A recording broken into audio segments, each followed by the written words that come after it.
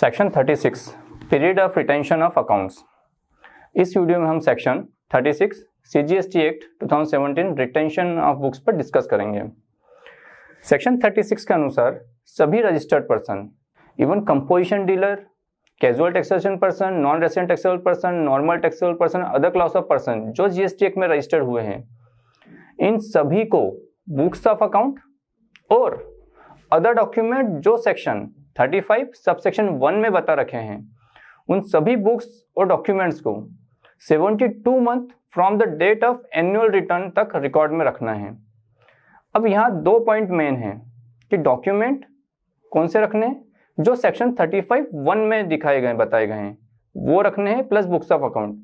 And second thing, period जो कि 72 month from the due date of annual return. अब हम समझते हैं सेक्शन 35(1) के अनुसार कौन सी बुक्स एंड डॉक्यूमेंट रिकॉर्ड में रखना है। एक सिंपल वे में उसको भी रिकॉर्ड में लेते हैं।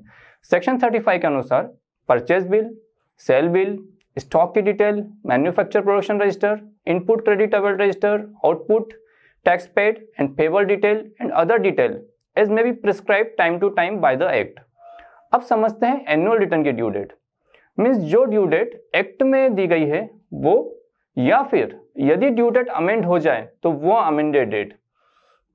मीन्स यदि डेट अमेंड होती है तो अब 72 month from the amended date से काउंट किया जाएगा, अदरवाइज नॉर्मल डेट से। इस सेक्शन में यहाँ ध्यान देने वाली बात महत्वपूर्ण यही है कि ड्यू डेट को ध्यान नहीं रखना, अमेंडमेंट डेट से ही हमको तो हमेशा काउंटिंग में 72 मंथ्स लेना है।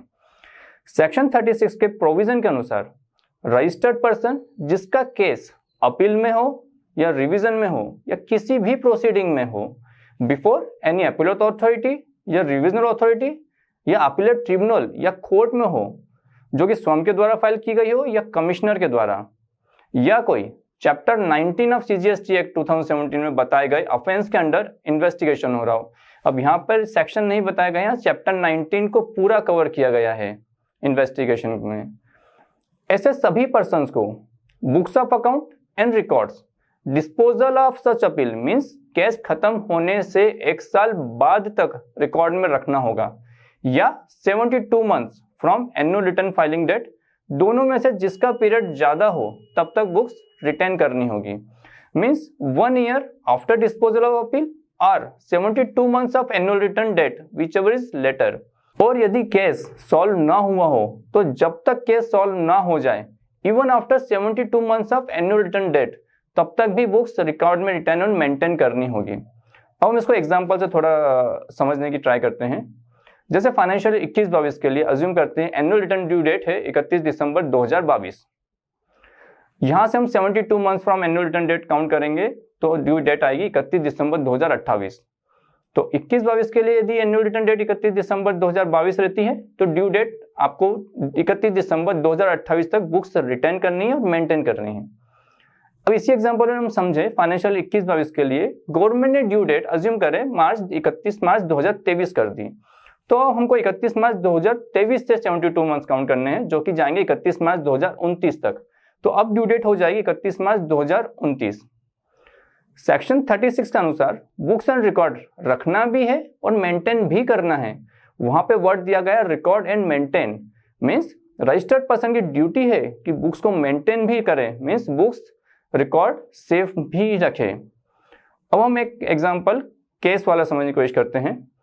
जैसे फाइनेंशियल 21-22 की एग्जांपल लेते हैं। रिटर्न की ड्यू डेट दिखाई गई है, अपन एग्जांपल ले ले 31 दिसंबर 2022। 72 मंथ्स एनुअल रिटर्न डेट देखेंगे तो आएगा 31 दिसंबर 2028। अब ये केस अपील में या अपीलेट ट्रिब्यूनल में है।